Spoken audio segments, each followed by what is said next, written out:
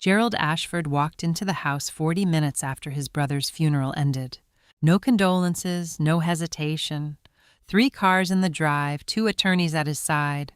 He said, "This house has been Ashford property for 4 generations. Your name is not on the deed. You have 1 week." Cecilia did not cry, did not argue, did not move from where she was standing. She waited until his cars disappeared down Monument Avenue. Then she walked upstairs. 34 years of marriage. 34 years of being told not with words, but with every family dinner, every gathering, every cold glance from across the room that she was a guest in this house. Lawrence's wife, not an Ashford, not one of them. She walked to Lawrence's study, to the walnut desk his grandfather had built, to the bottom right drawer that had been locked for 34 years. 3 days before he died, Lawrence had pressed a key into her palm. He had said, "If anything happens, open this drawer. Don't open it before. Don't let anyone else open it." She put the key in the lock. She turned it. Inside a folder, documents, and on top an envelope in Lawrence's handwriting. Downstairs, Gerald was already calling the estate agent. He thought it was over. He did not know about the drawer, the locked drawer. Lawrence Ashford died on a Tuesday morning in October. Cecilia had found him in his study in the chair by the window, the one he had sat in every morning for 30 years to read the newspaper before the day began. His eyes were closed. The paper was in his lap. She had thought for one suspended moment that he was simply asleep in the particular deep way he sometimes slept in that chair, and then she had understood that the quality of the stillness was different from sleep, and she had sat down on the floor beside him and held his hand and talked to him for a while before she called anyone. She had been his wife for 34 years. She had met him in 1989 at a poetry reading at the University of Virginia. She was presenting a paper on Seamus Heaney. He had come as a guest of the law school, a Richmond attorney who had been persuaded by a colleague to attend something outside his usual orbit. He had stayed afterward. He had asked her a question about the poem that told her he had been listening more carefully than most people in the room. They had talked for 2 hours. 18 months later, they were married. The Ashford family had attended the wedding with the specific composure of people performing an acceptance they did not feel. Eugenia Ashford, Lawrence's mother, a woman of the old Richmond manner who understood social architecture the way some people understood music instinctively and completely, had shaken Cecilia's hand at the reception and said welcome to the family. She had not used Cecilia's name. In 32 years until her death, she never did. She referred to her as Lawrence's wife, not unkindly, simply accurately in her accounting of the world, which was that Cecilia occupied a position rather than a place. Gerald had been more direct about it in the way younger siblings sometimes are when they have grown up in a house where a certain thing is understood and have never needed to be careful about it. He had not been cruel. He had been dismissive, which in some ways was worse, the dismissal of a man who has decided that a person is not worth the effort of genuine dislike. Claudia had been different. Claudia, the youngest, who had gone to Boston for graduate school and stayed, who had built a life that was not the Richmond life. Claudia had always called her by name, had asked about her work, had sent books she thought Cecilia would find interesting. The kindness was not dramatic. It was consistent, which was its own kind of value. The funeral had been this morning. A light rain, the kind that Richmond produced in October, not enough to be remarkable enough to make the grass of the cemetery dark and the headstones darker. She had stood at the graveside in her black coat and listened to the minister say the words that ministers said at the funerals of men like Lawrence, and she had thought about 34 years of mornings and evenings and the specific quality of a life shared with a person who was not demonstrative but was constant, which was its own form of love. Gerald had stood on the far side of the grave. He had not looked at her. Not once during the service, during the reception at the church hall afterward, during the slow dispersal of people who had known Lawrence for decades. He had stood among the Ashford cousins and the firm partners and the Richmond acquaintances, and he had not crossed the room to where she stood. Claudia had found her near the end. She had taken Cecilia's hand in both of hers and held it without speaking for a moment, the specific silence of a woman who understands that words are insufficient and is not going to pretend otherwise. Then she had said, "Call me if you need anything." She had meant it. Cecilia had known she meant it. Then Claudia had gone back to Boston. Gerald arrived at the house at 2:00. 3 cars in the drive. 2 attorneys from Ashford and Ashford, the family firm, the firm Lawrence had spent 40 years at the firm, Gerald now effectively ran. They came into the parlor without being invited, which was the behavior of people who had decided in advance that invitation was not required. Gerald did not sit down. He said, "Cecilia, this house has been in the Ashford family for 4 generations. It is a family asset. Your name is not on the property deed. We are prepared to give you 1 week to remove your personal effects and make arrangements." She looked at him. She thought about 34 years, about Eugenia's handshake and Gerald's dismissals and the particular texture of being in a family for 3.5 decades without ever being fully in it. She thought about Lawrence, who had loved her in the way of a quiet man, not with declarations, not with performances, but with 34 years of small, consistent choices, of being present, of understanding what she needed before she said it. She thought about the key. 3 weeks ago, Lawrence had had a small stroke. The warning kind, the kind that told a body it was moving towards something larger. He had known. She had known he knew. The night before he went to the hospital for the last time, he had come to sit on the edge of the bed where she was reading, and he had taken her hand, and he had placed a small key in her palm. He had said, "If anything happens to me, open the drawer. The bottom right drawer of the desk. Don't open it before. Don't let anyone else open it." She had not asked why. After 34 years, she knew when Lawrence needed her to trust him without the explanation. She had closed her fingers around the key, and she had said, "All right." And he had nodded the nod of a man who has completed something important and had gone to make them both tea. She had put the key in the small drawer of her dressing table beneath an envelope of photographs. She had not taken it out since. She looked at Gerald now. She said 1 week. She said nothing else. She waited until his cars had moved down the drive and turned out of sight. Then she set her glass on the sideboard and walked to the stairs. She walked up slowly. Lawrence's study was at the end of the hall, the walnut desk against the window, the bottom right drawer locked as it had always been locked in 34 years of passing through this room.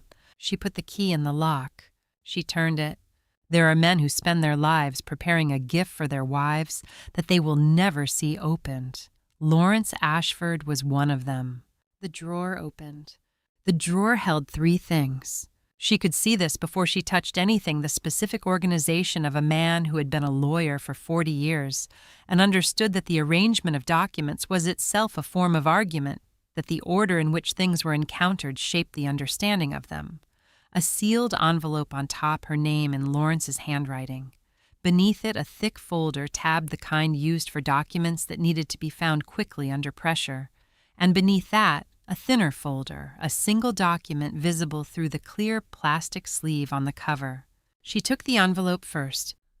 The letter was 2 pages, written by hand, not the compressed legal script of his professional work, but the looser, more personal hand he used for things that were not formal.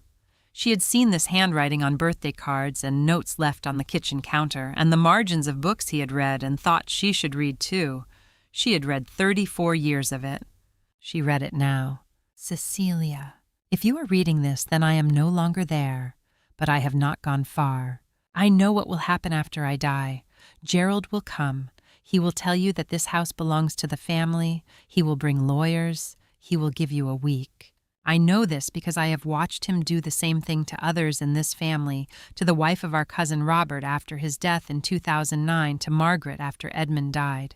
He believes that the house belongs to the Ashford name, and that wives, particularly wives, who are never fully accepted, are temporary. I did not think he would dare with you. Then I thought more carefully about what Gerald does when he believes something belongs to him, and I understood that he would, so I prepared. In this drawer you will find 3 things. The first is the original deed to this house. When we moved in 1992, I had the deed redrawn in both our names, yours and mine, as joint tenants with right of survivorship. This is not an Ashford family property. It is your home. It has been your home-in-law since 1992, and it will remain so regardless of anything Gerald says or any document he produces, because the deed at the county recorder's office has your name on it and has had your name on it for 32 years. The second is a folder of documents I have been gathering for 5 years. In 2019, while reviewing the family trust accounts, I was still a signatory on the oversight committee, I found irregularities. I investigated carefully because I did not want to be wrong and because Gerald is my brother and I wanted very much to be wrong. I was not wrong. Over 7 years, Gerald transferred $2.3 million from the family trust to accounts he controlled through a series of transactions structured to avoid detection. I have the records, the account statements, the transfer documentation, and a forensic accountant's analysis commissioned under attorney-client privilege. The evidence is complete. It is sufficient for criminal prosecution. I did not confront Gerald. I did not take it to the family. I kept it because I understood that the moment I confronted him, the leverage would be gone. I kept it for you, for the moment you would need it more than I needed to see him held accountable while I was alive. The third is my second will. It was drafted and notarized by Martin Delacroix, an attorney independent of Ashford, and Ashford a man Gerald has never met and has no influence over. This will supersede the earlier document that Gerald has been expecting to inherit under. Martin has the original. The copy in this drawer is certified. You do not have to fight this alone. Call Martin. His number is at the bottom of this page. I am sorry I did not tell you sooner. If I had told you sooner, you would have spent these last years carrying this weight alongside me, and I wanted our last years to be what they were. Just you, just me. The garden and the books and the Sunday mornings. No Gerald, no courtrooms. I love you. I will see you again, but not yet and not soon, and that is exactly as it should be. Lawrence. She read it twice. She was not crying. She had cried for 2 days. Had cried at the hospital and at home and at the church this morning. Had cried in the specific and consuming way of a person who has lost the person they have organized their life around. There was nothing left for crying right now. What remained, reading the letter a second time in the quiet of Lawrence's study with October light on the walnut desk, was something that had no precise name, something between grief and clarity, between devastation and the specific recognition of being deeply known by someone who was no longer present to be thanked for it. He had done this for her, not for himself, not for principle, not from the impulse toward justice that she might have expected from a man who had spent his life in law, for her, so that she would not carry it, so that the last years could be what they were, the garden and the books and the Sunday mornings. She sat with the letter for a long time. Then she looked at the number at the bottom of the page. She picked up the phone. Martin Delacroix arrived 90 minutes later. He was 54 compact, with the specific quality of a man who had worked outside the large firms long enough to have stopped performing the confidence that large firms required and had arrived at the quieter, more durable version of it. He came in without looking around the house, in the way that people sometimes looked around old houses with assessment, with the calculation of what things were worth. He came in and sat across from Cecilia at the dining room table and placed his briefcase to one side and gave her his full attention. She handed him the folder. He opened it. He went through each document with the methodical patience of someone reviewing work he had been part of and needed to confirm was intact. The deed, he nodded, once set it aside. The second, Willie checked the certification against a copy in his briefcase, nodded again. Then the financial documents. He spent more time on these, not from uncertainty, but from the specific care of a man who understood that this was the part that mattered most in the immediate term. He closed the folder. He looked at Cecilia. He said, "Everything is in order. The deed places the house in joint tenancy. Gerald's claim has no legal foundation. The second will supersedes the 2018 document Gerald is operating under, and the financial evidence he paused for a moment is thorough. Lawrence was meticulous. There is no gap in the documentation. Cecilia said, and the embezzlement. Martin said, $2.3 million over 7 years through 18 discrete transactions. A forensic accountant reviewed it at Lawrence's request in 2021. The report is in the folder. The evidence is sufficient for criminal referral. He set his hands flat on the table. He said, Mrs. Ashford, I need you to make a decision. We can resolve this quietly. I approached Gerald's attorneys with the deed, and the second will Gerald withdraws his claim, and the matter ends without public proceedings. Or we can take this to court, which means the financial evidence becomes part of the record. If it goes to court, Gerald faces criminal exposure. Prosecution is not certain, but it is possible, probable, given the completeness of the evidence. He said Lawrence prepared for both paths. He left the choice to you. He said, how far do you want this to go? In 34 years, Cecilia had never asked Lawrence what was in the drawer. She had walked past it 10,000 times, had stood at the desk to leave him. Notes had sat across from him while he worked, had been in this room in every season of their marriage. She had never asked. But Lawrence had spent the last 5 years of his life filling it quietly, methodically, with the patience of a man who understood that the most important preparation was the kind done so far in advance that it looked from the outside like nothing at all. She looked at Martin Delacroix across the dining room table. She said, how long do I have to decide? He said, Gerald gave you a week. We have at least that. She said, then I'll think tonight. She looked at the folder on the table, at the deed with her name on it, at the will Lawrence had signed in an office Gerald had never heard of, at the financial records of 7 years of her brother-in-law's decisions, assembled by a man who had loved her enough to choose evidence over confrontation. She said he knew I would need time to decide. Martin said he said exactly that. He said, give her time. She'll know what the right answer is. She always does. Outside the dining room window, the Richmond afternoon was going its October way. The old brick, the old trees, the particular permanence of a city that had been standing long enough to understand that things passed and things remained. And the difference between them was not always obvious until you were in the middle of it.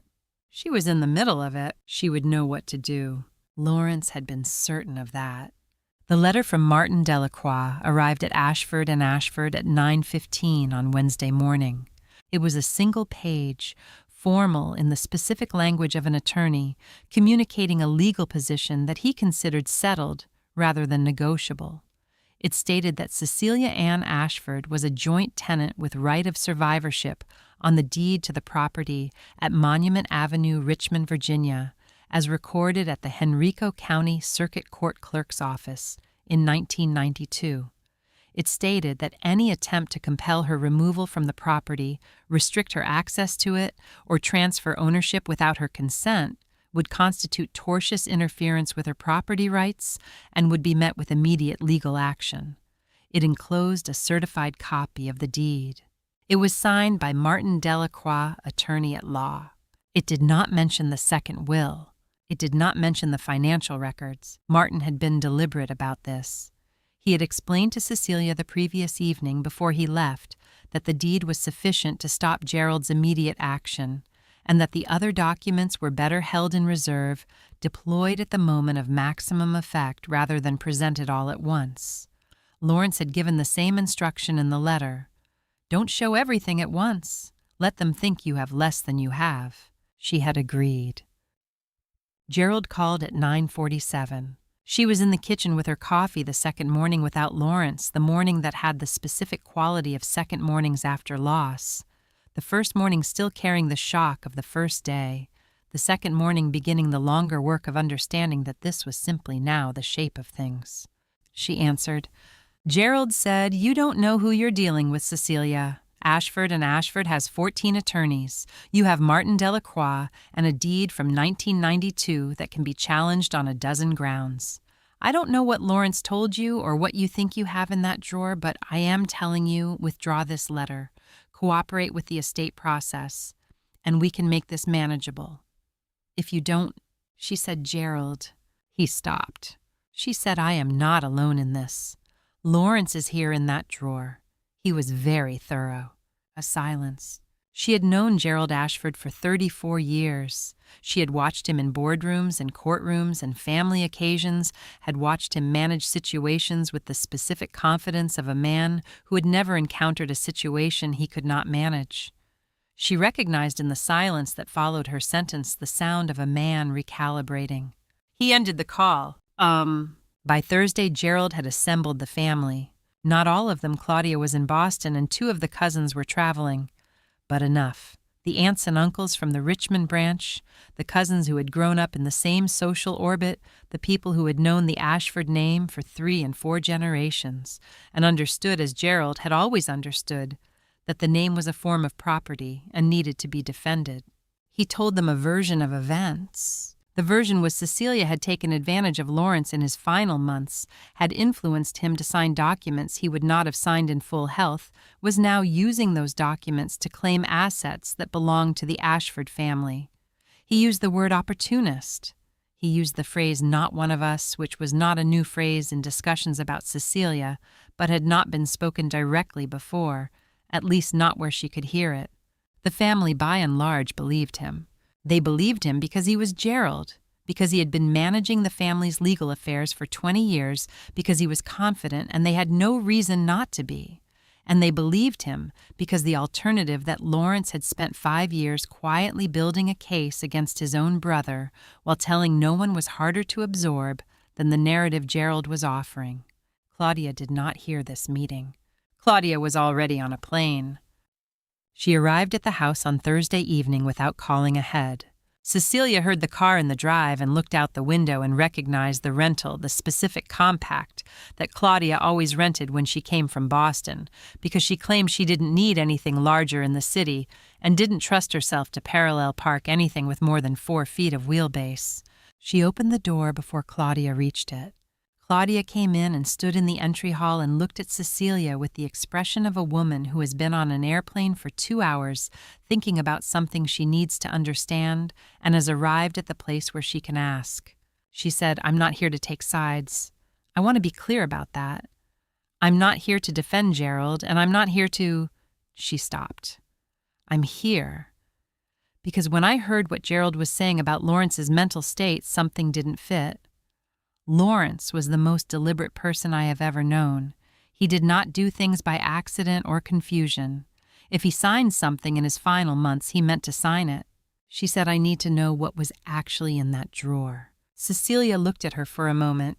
Then she went to the study. She came back with a folder, not the original, a copy she had made that morning at Martin's direction, the financial records without the deed and the will, the evidence that stood alone, without any other context. She placed it on the coffee table. She said, sit down, Claudia.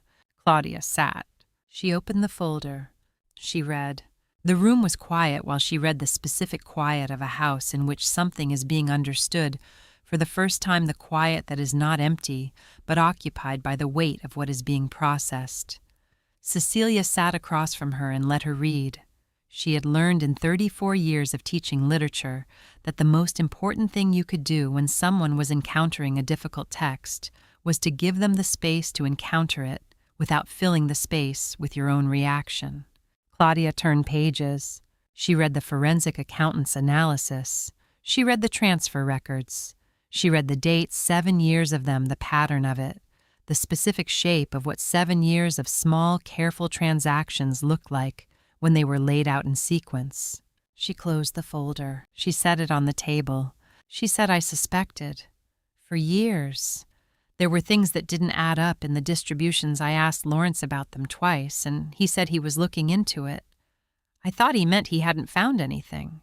I didn't know he'd found everything. Cecilia said he didn't tell anyone, not while he was alive, only me and only after he was gone. Claudia said, why not me? We were close. He could have... Cecilia said he didn't tell you because he wanted to protect you from carrying it. He didn't tell me while he was alive for the same reason. He wanted our last years to be what they were." She paused. She said he wrote that in the letter. He said he was sorry he hadn't told me sooner, but that if he had told me sooner, I would have spent those years under the weight of it. He chose to carry it alone, so I wouldn't have to. Claudia looked at the folder on the table. She said that is exactly what Lawrence would do. She said it quietly, not as a conclusion, but as a recognition, the recognition of a woman who had known her brother for 60 years and was hearing in this account the specific sound of who he was. There are times when the truth is not withheld because the person withholding it doesn't trust you. It is withheld because they love you enough to carry it themselves. Lawrence had known that Cecilia would understand this. He had been right. Claudia looked at her across the coffee table. She said, "What do you need from me?" The Richmond Circuit Court had the particular quality of courtrooms that had been conducting serious business for a long time. The dark wood, the high ceilings, the specific weight of a space where consequential things had been decided, and the walls had absorbed enough of those decisions to carry their own gravity. Judge Helena Cross had been on this bench for 19 years. She was 63 and had the specific economy of a judge who had stopped performing authority because the authority was simply present in the way she moved, in the way she received information, in the way she looked at attorneys who were telling her things she did not find persuasive. She had a reputation in Richmond legal circles for two things: complete impartiality and absolute intolerance for waste, which in her courtroom meant the waste of the court's time through arguments that were not grounded in the documentary record. Gerald's lead attorney was a man named Hargrove, who had been practicing in Richmond for 26 years and had handled estate litigation for most of that time. He was competent and thorough and had built his case on the assumption that the documentary record favored his client, which was the assumption Gerald had given him reason to make. He opened for 40 minutes. He traced the Ashford family's connection to the Monument Avenue property back to 1901, the original purchase, the 3 generations of occupancy, the specific history of a house that had been in the Ashford family's understanding a family asset rather than a personal one. He was good at this, at conveying the weight of institutional history, the specific Richmond gravity of old names and old houses, and the implicit understanding that such things carried their own logic. He said Mrs. Cecilia Ashford has no biological connection to this family and no children through this marriage. The suggestion that Lawrence Ashford intended to remove a 4-generation family property from the family estate is inconsistent with everything known about his values and his relationship to the Ashford legacy. He said furthermore the deed in question was executed at a time when, and here, he paused in the specific pause of an attorney introducing a claim he knew was weak but had been instructed to make, when Lawrence Ashford's judgment may have been affected by the early stages of the cardiovascular condition that would eventually claim his life. Judge Cross looked at him. She said the deed was executed in 1992, Counselor. Hargrove said, "Yes, Your Honor, we are arguing a pattern of..." Judge Cross said the man was 58 in 1992. He practiced law for another 30 years after signing this document. Proceed. Hargrove proceeded. He was professional enough to move past the incapacity argument without dwelling on it, which was the right tactical decision given how it had been received. He pivoted to the question of testamentary intent, whether Lawrence Ashford had truly intended for his personal and family assets to pass outside the family line in the manner described by the second will. He sat down. Martin Delacroix stood. He was not a man who used 40 minutes when 10 would do. He placed 3 folders on the lectern in the order Lawrence had arranged them in the drawer. Deed first, financial records, second, will third, and he went through them with the specific economy of a man presenting facts. He considered self-explanatory and was not going to perform for the benefit of anyone in the room. He said the deed to the property at Monument Avenue was executed on March 14, 1992, and recorded at the Henrico County Circuit Court Clerk's Office on March 16, 1992. It names Lawrence Edmund Ashford and Cecilia Ann Ashford, née Briggs, as joint tenants with right of survivorship. Under Virginia property law, the effect of this instrument is that upon Lawrence Ashford's death, full ownership vested immediately in Cecilia Ashford. There is no estate claim. There is no family trust claim. There is no mechanism by which Gerald Ashford or any other party can assert a competing ownership interest. He set the deed aside. He said, "I will now turn to a matter that was not initiated by Mrs. Ashford and was not part of the original dispute, but which is directly relevant to the court's understanding of why Lawrence Ashford made the preparations he made." He opened the second folder. He walked through it the way Lawrence had assembled it chronologically. Transaction by transaction, the 7 years of Gerald Ashford's activity in the family trust, laid out in the specific detail of a forensic accountant's analysis. The dates, the amounts, the receiving accounts, the pattern of structuring the specific arrangement of transaction sizes designed to stay below reporting thresholds, the consistent methodology of a person who understood the mechanics of financial oversight and had been working around them deliberately. $2.3 million, 7 years, 18 transactions. The room was quiet while Martin spoke. Gerald's table was quiet in the specific way of a table where something is being managed, where the attorneys are doing the work of not reacting, while their client is sitting beside them doing the work of not reacting, and both efforts are visible to anyone paying attention. Judge Cross was paying attention. Martin set the financial folder aside. He placed the third document before him. He said Lawrence Ashford executed a second will on September 8, 2021, 3 years before his death in the presence of 2 independent witnesses and before myself as notary. This will explicitly supersedes all prior testamentary instruments. It leaves Lawrence Ashford's personal estate, including his equity interest in Ashford, and Ashford to Cecilia Ann Ashford. It includes a no contest clause. Any party who challenges this will forfeit any interest they might otherwise have held under prior instruments. He paused. He said, "I would like to ask Gerald Ashford one question." Judge Cross looked at Hargrove. Hargrove began to stand. She said, "I'll allow it. Sit down, counselor." Martin looked at Gerald. He said, "Mr. Ashford, did you know that your brother had discovered your financial conduct and had been documenting it for 5 years before his death?" Gerald looked at Hargrove. Hargrove said, "Objection."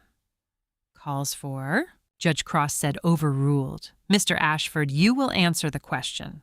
A silence. Gerald said, "I did not know." Martin said, "Then why did your brother spend 5 years gathering the records of every transaction you made in the family trust? If not because he knew." He did not wait for an answer. He sat down. The question stood in the room the way certain questions stand, not as rhetoric, but as fact. A fact in the shape of a question, the shape that allowed the room to arrive at the answer on its own. That was the moment. Not the deed, though the deed was the legal conclusion. Not the will, though the will was the instrument. The moment was when Gerald Ashford, who had stood at his brother's graveside without looking at his brother's wife, who had come to this house the afternoon of the funeral with 2 attorneys and a week's notice, who had spent 34 years treating the woman Lawrence loved as a temporary condition of his brother's life, rather than its center, when Gerald Ashford understood in a Richmond courtroom in October that his brother had known about the money, had known what Gerald was, and had spent the last 5 years of his life not confronting Gerald, not taking him to the authorities, not burning the relationship down, but quietly, methodically building a structure that would protect Cecilia from every direction Gerald might come from after Lawrence was gone. Not because Lawrence hated his brother, because Lawrence loved his wife. Those 2 things were not the same. The recess lasted 30 minutes. When the court reconvened, something in the room had changed, not dramatically, not in the way that courtroom dramas suggested things changed with visible confrontations and audible revelations. The change was quieter than that. It was in the quality of Gerald's posture, the specific way his lead attorney arranged his papers, the absence of the forward energy that had characterized their table in the morning session.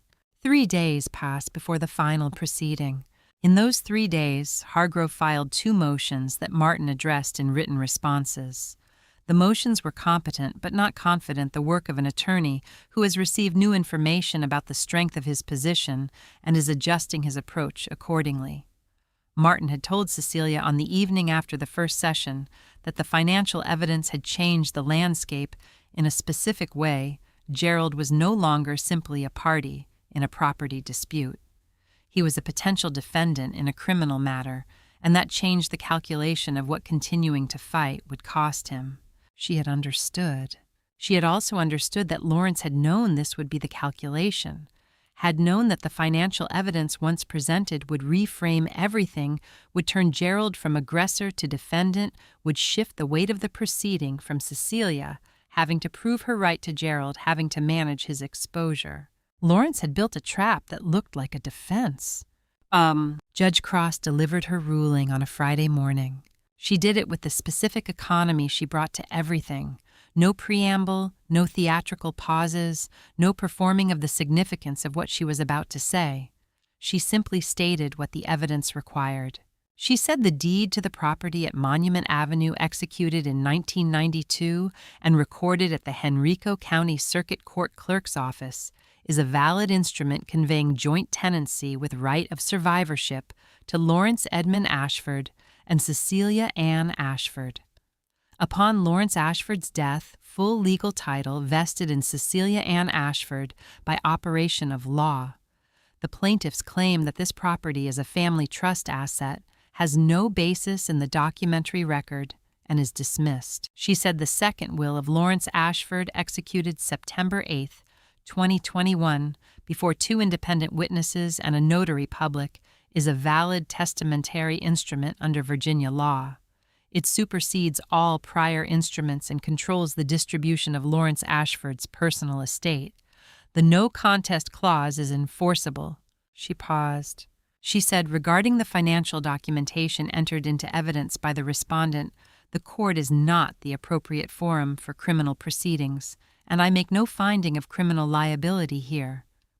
However, I am referring the documentary record to the Commonwealth's Attorney's Office for review. That office will determine whether further action is warranted. She gathered her papers. She looked at Gerald Ashford one time, not with judgment, not with the theatrical weight that some judges brought to such moments, but with the flat, accurate gaze of a woman who has seen what she has seen and is doing what the evidence requires her to do. Then she left the bench. Gerald stood. He had the appearance of a man who has been in a room where the temperature dropped significantly and has not yet adjusted to it, the specific pallor, the stillness of someone who is processing a recalibration too large to process quickly. His attorneys were speaking to him in the low, rapid way of professionals managing a client in the immediate aftermath of an adverse ruling, and he was listening, or appearing to listen, while looking at a point somewhere between the documents on his table and the middle distance. He walked out without looking at Cecilia. In 34 years, this had been his habit, moving through rooms in which she was present without acknowledging her presence, with the specific practiced inattention of a man who has decided that a person does not require his attention. He did it now for the last time in a Richmond courtroom, and it looked the same as it always had, and it meant something entirely different now. Claudia was in the gallery. She had flown back from Boston for the ruling, had not told Cecilia she was coming, had simply appeared in the gallery that morning in the way of a woman who had decided that being present was more important than being convenient about it. When Gerald walked past her on his way out, she did not speak to him. She watched him go. Then she stood and walked to where Cecilia and Martin were gathering their things. She did not say anything for a moment. Then she put her hand briefly on Cecilia's arm, the same gesture she had made at the funeral, the same two hands, the same pressure that communicated presence without requiring language. She said, "I'll call you tomorrow." She left. Cecilia drove home alone. The October Richmond evening was doing what Richmond evenings did, the old brick going darker, the oaks settling into their final color, the specific quality of a city in the last warmth of the year before it turned. She had driven this road thousands of times, had come home to this house through every season of 34 years. Claudia came on a Thursday afternoon, a week after the ruling. She brought nothing, no flowers, no food, none of the accessories that people sometimes brought to difficult occasions as a way of having something to do with their hands. She came with herself, which was what Cecilia had always valued about Claudia, the specific directness of a woman who understood that presence was the thing, and that presence did not require props. They sat in the parlor, the same room where Gerald had stood 10 days ago with his 2 attorneys and his week's notice. Cecilia had thought about this, had thought about it deliberately choosing the parlor rather than the kitchen or the study, because she wanted to sit in the room where the claim had been made and let it be the room it had always been before that afternoon. A room where she and Lawrence had read on winter evenings. A room where they had sat with the occasional visiting colleague or the rare family occasion that had been warm enough to feel like an occasion rather than an obligation. The room that was hers. They sat with their tea and the October light through the tall windows and the particular quiet of a house that had been through something and was on the other side of it. Claudia said I knew Gerald wasn't honest. I've known it for years, not the specifics, but the quality of him, the way things didn't add up when I looked too closely at the distributions. I asked Lawrence about it twice. Cecilia said he told me. He said you'd asked. Claudia looked at her. Then he didn't tell me he'd found anything. Cecilia said he'd found everything. He just didn't tell anyone, not you, not me, not anyone, because he understood what would happen if he said it while he was alive. Gerald would have contested it. The family would have divided. It would have been years of litigation and recrimination, and by the end of it, whatever evidence Lawrence had might have been challenged or buried or simply exhausted by the process. She said he chose to wait, to keep it, to give it to me when he couldn't be there to manage what came next, because by then Gerald's options would be narrowed in a way they wouldn't have been while Lawrence was alive to argue with. Claudia said, but now Gerald has lost. Cecilia said Gerald lost a long time ago. He lost it himself with his own decisions over 7 years. Lawrence only left the evidence. The losing was Gerald's work. The room was quiet for a moment. Claudia looked at the windows at the light coming through them, the October light on the old furniture, and the floors that had been in this house for 4 generations, the floors that had absorbed the weight of the Ashford family for more than a century. She said, "What will you do with this house? Live here alone?" Cecilia looked around the room. She said, "I don't know yet. It's early still, but I know one thing Lawrence wanted me here. Not because this is an asset, not because it's the Ashford family property that needs to be maintained, because it's our home, 34 years of it. He is in these rooms." She said, "That's reason enough for now." Claudia nodded. She set down her cup. She said, "I'm going to stay in Richmond for a while. I've called my department. They can manage without me for the rest of the semester. I want to be here while things settle, and I want to." She stopped, recalibrated. She said, "I want to face Gerald, not in court, just face him. He is my brother, and I have been letting things pass for 20 years, and I am finished doing that." Cecilia looked at her. She said Lawrence would have liked that. Claudia said Lawrence would have done it himself 10 years ago if he'd thought it would work. Cecilia said he didn't think confrontation would work with Gerald. He thought evidence would. Claudia said he was right. They sat in the parlor as the afternoon went on. The light changed the way light changed in Richmond in October, going from the clear gold of midday to the longer, warmer gold of late afternoon, the light that found the things that had been standing long enough to deserve that quality of attention. Claudia's phone buzzed. She looked at it. She read. She set the phone face down on the side table, a deliberate placement, the placement of someone who has received significant information and needs a moment before she responds to it. Then she picked it up again and turned it over and held it out to Cecilia. The message was from a number Claudia had added to her contacts after the ruling, the Commonwealth's Attorney's Office, the office to which Judge Cross had referred the financial documentation. It said Gerald Ashford will be charged with 7 counts of embezzlement and financial fraud. Arraignment scheduled for November 14th. Cecilia read it. She handed the phone back. Claudia said, "Do you want to be at his trial?" The question sat in the room. Cecilia thought about Gerald walking out of the courtroom without looking at her the same way he had been walking past her for 34 years in the specific practiced inattention of a man who had decided she was not worth seeing. She thought about Lawrence, who had seen her from the first evening, who had asked the right question about the poem, and had never stopped asking the right questions, who had spent the last 5 years of his life making sure that when he was gone, she would have what she needed to stand in any room Gerald tried to take from her. She said no. She said Lawrence didn't prepare all of this so I could watch Gerald's trial. He prepared it so I could live in this house. She looked at the room around her, the parlor, the windows, the October light. She said, that's what I intend to do.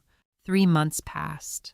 The criminal proceedings moved at the pace of criminal proceedings, not quickly, not dramatically, with the specific, unhurried deliberateness of a legal system processing a case that it considered settled in its essential facts and was now administering through the required stages. Gerald had retained new counsel after Hargrove withdrew.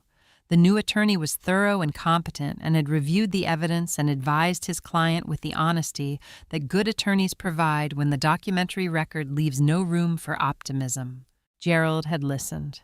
The courtroom was smaller than the circuit court where the civil proceeding had been held. A different building, a different room, the particular atmosphere of a criminal docket that processed its cases with less ceremony than an estate dispute and more consequence. Cecilia sat in the gallery as a witness listed for the prosecution, though Martin had told her she was unlikely to be called. The financial records were the testimony, and the financial records were comprehensive. Claudia sat beside her. She had stayed in Richmond as she had said she would.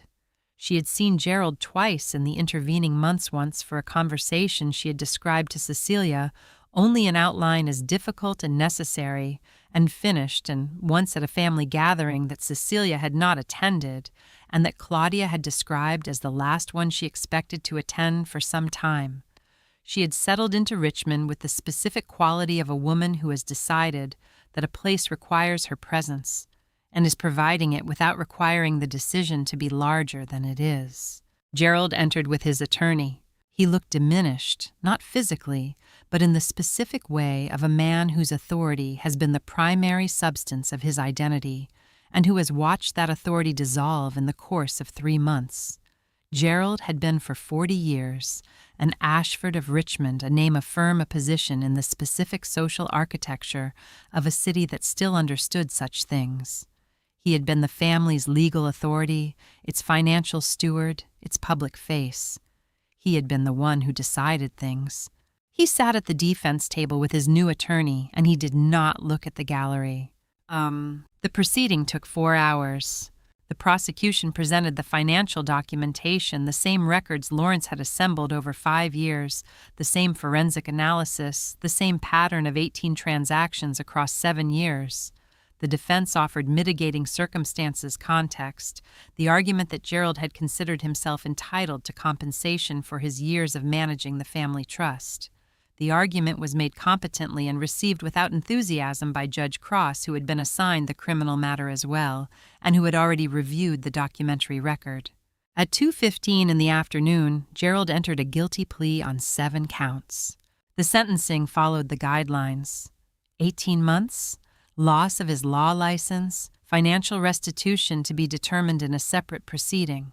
His attorney stood when the sentence was delivered and said the formal words of acknowledgement. Gerald stood beside him and said nothing. The bailiff came forward. Gerald turned. He looked at Cecilia. It was the first time he had looked at her directly, fully, with the specific attention of one person seeing another, since the afternoon he had stood in the parlor of the Monument Avenue house and told her she had 1 week. That look had been the look of a man who had already determined the outcome and was informing her of it. This look was different. It was the look of a man who had spent 3 months understanding what he had not understood before, what his brother had known, what his brother had prepared, what his brother's judgment of him had been accurate enough to anticipate in every particular. Cecilia did not look away. She did not offer him anything in the look, not triumph, not pity, not the complicated residue of 34 years of being dismissed and disregarded and told in 100 ways that she was not one of them. She looked at him the way she had learned in 34 years of marriage to a quiet man, to look at things that required clear seeing directly without performing the looking with the specific steadiness of a person who has nothing to prove and knows it. Gerald was let out. Claudia took Cecilia's arm. They walked out of the courthouse together into the November Richmond afternoon.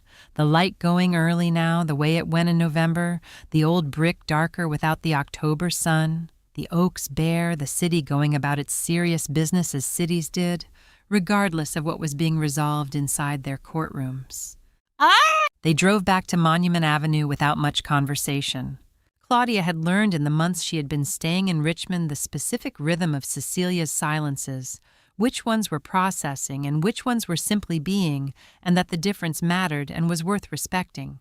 This was the latter kind. The silence of a woman who had been through something and was allowing herself to be on the other side of it without rushing the understanding of what the other side felt like. Cecilia went upstairs. She went to Lawrence's study. The walnut desk was where it had always been against the window with the October-November now light on its surface. The chair was where it had always been. The shelves were where they had always been, the legal texts and the occasional novel, and the framed photographs including the one of the two of them at the University of Virginia in 1989, taken by someone at the poetry reading she had been presenting at when a Richmond attorney had come as a guest of the law school and stayed afterward to ask a question that told her he had been listening. She went to the desk. She sat in his chair. She placed her hand on the bottom right drawer, the one she had opened on the afternoon after the funeral, the one she had been keeping unlocked since the one that had held 5 years of Lawrence's quiet preparation, and had released it at exactly the moment it needed to be released. She pushed the drawer closed, gently, all the way. She picked up the key from where she had left it on the desk surface, the small key Lawrence had pressed into her palm 3 days before he died, the key she had kept in her dressing table until the afternoon Gerald arrived with his attorneys and his week's notice. She set it on the desk beside the closed drawer. She did not put it back in the lock. There are things you lock to keep safe. And there are things you open and leave open because the keeping safe has been accomplished and the lock is no longer what the thing requires. The drawer had held what Lawrence had prepared. It had held it for 5 years, waiting for the morning Cecilia would need it. She had opened it. She had used what was inside it. She had stood in a Richmond courtroom and watched a judge read a deed that Lawrence had signed in 1992 and a will that Lawrence had signed in 2021 and financial records that Lawrence had assembled over 5 years of careful, private, unannounced work. The drawer had done what it was there to do. She sat in Lawrence's chair in Lawrence's study in the house that had been theirs for 34 years and would be hers for whatever years remained. And she looked at the key on the desk beside the closed drawer, and she thought about the man who had placed that key in her hand 3 days before he died. He had known. He had always known what Gerald would do, what Cecilia would need, what the law required, and how to speak its language in a way that would hold. He had spent the last years of his life making sure she had the words, making sure she had the documents, making sure she had Martin's number at the bottom of a letter in a locked drawer in a study that smelled of old tobacco and old paper and 34 years of a life built quietly and well. She had opened the drawer. She had done exactly what Lawrence had trusted her to do. The drawer was closed now. The key was on the desk. The house was hers. It had always been hers. Lawrence had made sure of that from a chair by a window in a room at the end of a hall in the specific patient way of a man who loved his wife enough to spend 5 years preparing for the days when he would not be there to love her in person. Spring came to Richmond the way it always came, gradually without announcement, the specific incremental return of warmth that the city's old trees received with the patient indifference of things that had been through this many times before. Cecilia had been in the house through the winter, not enduring it, living in it, which was different. She had learned the difference in the months since October, in the process of understanding what it meant to inhabit a space that was entirely yours, rather than partly yours, to move through rooms without the low-grade awareness of provisional belonging that had been part of her experience here for 34 years. The house had always been beautiful. It was something else now. It was hers, in the full sense, and the full sense changed the quality of every room she walked through.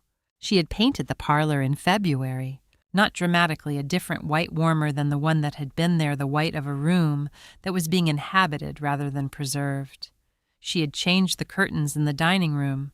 She had planted things in the garden that she had always wanted to plant, and that Lawrence had tolerated with the affectionate patience of a man who knew nothing about gardens but understood that the garden mattered to his wife. The house looked the same from the outside. Inside it had become what it had always been on the verge of becoming. Out! Claudia came every month. Not every week. She had her life in Boston, her department, her students, the accumulation of a life built carefully over decades. But every month she drove down or flew in and stayed for a weekend, and in the months since the trial, something had shifted in the quality of those visits. They had moved past the crisis that had brought Claudia back to Richmond and into something that did not have a precise name, the specific warmth of two women who had been in the same family for 34 years without knowing each other, and were now in the aftermath of everything finding out what they had missed. They talked about Lawrence. This was the gift of it. Cecilia had found that Claudia had known him from the beginning, had known him as a child and a young man, and in all the versions of himself that predated Cecilia, and that talking to Claudia was a form of knowing Lawrence in dimensions she had not had access to before. The stories Claudia told were not the stories of the man Cecilia had been married to. They were the stories of the boy who had become that man, and they fit together with what she knew, the way the pieces of a thing fit together when you finally see the whole. On a Saturday in April, they sat in the garden with their tea, and Claudia told her about Lawrence at 12 years old, defending a neighborhood dog in what Claudia described as a formal presentation to their father, complete with written arguments and a list of precedents drawn from cases their grandfather had told him about. Their father had ruled in the dog's favor. Cecilia laughed. She had not laughed easily in the months since October. This one came without effort. On a Tuesday afternoon in May, she was in the study. She had made it her own, gradually had moved some of the legal texts to make room for the literature she had been accumulating.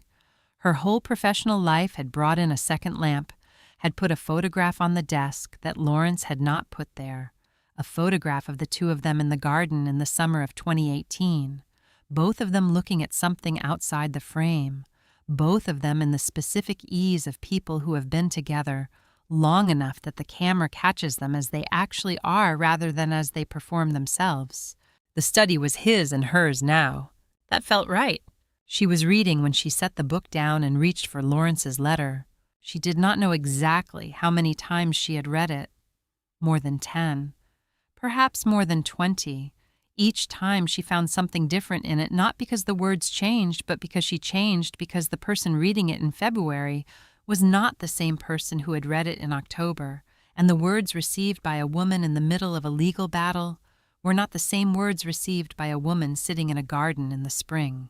She read it now. I love you. I will see you again, but not yet and not soon, and that is exactly as it should be. She held those two lines for a moment. The specific rightness of them, the acknowledgement that there was something beyond the refusal to make it urgent or dramatic the way he had turned even that into something gentle. Not soon. Exactly as it should be. She folded the letter. She opened the bottom right drawer. She placed the letter inside gently in the way of someone returning something to where it belonged. She pushed the drawer closed. The key was on the desk surface where she had placed it the evening after Gerald's sentencing. She looked at it for a moment. She left it where it was. She turned to the window. The Virginia afternoon was doing what Virginia afternoons did in May. The light through the old oaks, long and warm, the garden visible below, with the things she had planted in February coming into their first color, the brick of the drive, warm in the late sun. She had sat in this room through winter and spring. She would sit in it through summer. She thought about Lawrence not with grief, or not only with grief, but with the specific and complex feeling of 34 years of a life with a person who had loved her in the quiet way, the way that did not announce itself, but was simply always present, and was therefore easy to mistake for the atmosphere rather than the source of warmth. He had not protected her with declarations. He had protected her with a deed signed in 1992 and a will signed in 2021, and 5 years of careful documentation assembled in the specific patient way of a man who understood that the most important preparation was the kind done so far in advance that it looked like nothing at all until the moment it needed to be everything. He had protected her with a locked drawer and a small key pressed into her palm 3 days before he died. He had trusted her to know when to use it. She had known. There are men who protect their wives with their presence. Lawrence Ashford had protected his wife with his absence, with what he left behind when he could no longer be there in person, with the drawer and the key and the letter that ended not soon, and that is exactly as it should be.